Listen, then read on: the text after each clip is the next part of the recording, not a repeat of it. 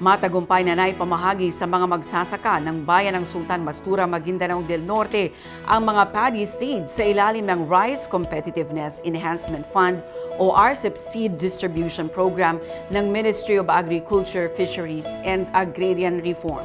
Narito ang report. Bilang suporta sa mga magsasaka sa bayan ng Sultan Mastura, Maguindanao del Norte, na mahagi ng paddy seeds sa mga benepisyaryo ang Ministry of Agriculture, Fisheries and Agrarian Reform sa ilalim ng Rice Competitiveness Enhancement Fund Distribution Program.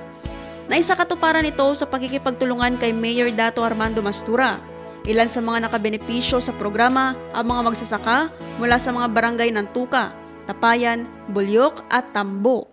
Inaasahan na makakatulong ito sa pagtaas ng ani at pag-unlad ng lokal na sektor ng agrikultura sa Sultan Mastura.